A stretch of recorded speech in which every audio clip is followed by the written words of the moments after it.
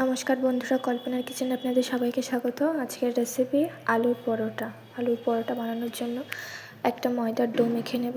তার জন্য 2 চামচ ময়দা নিয়েছি সামান্য লবণ আর তেল, সব কিছুতে খুব ভালোভাবে ময়ান দিয়ে নিয়েছি। এবার অল্প অল্প করে জল দিয়ে মেখে একটা ডো তৈরি করে নিচ্ছি। আমাদের ডো তৈরি হয়ে গেছে।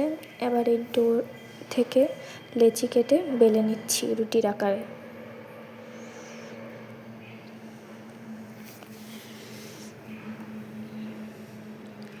আমাদের রুটিটা বেলা হয়ে গেছে।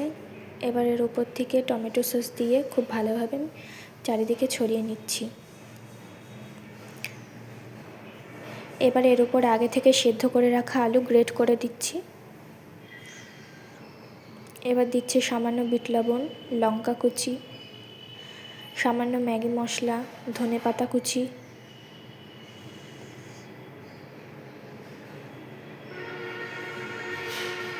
আর দিচ্ছি সামান্য লঙ্কার গুঁড়ো, সামান্য লেবুর রস দিয়েছি। এবার এটা 4 সাইডে মুড়িয়ে নিচ্ছি।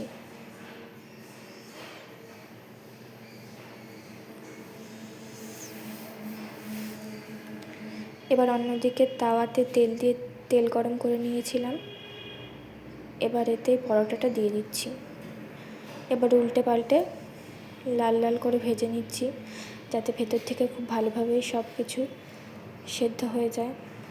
তৈরি হয়ে গেছে আমাদের আলুর পরোটা। নামিয়ে কেটে নিচ্ছি। আমাদের আলুর পরোটা তৈরি হয়ে গেছে। আপনারাও বাড়িতে বানাবেন আর জানাবেন কেমন হয়েছে। আর আমাদের রেসিপিটা ভালো লেগে থাকলে লাইক, শেয়ার আর সাবস্ক্রাইব করবেন।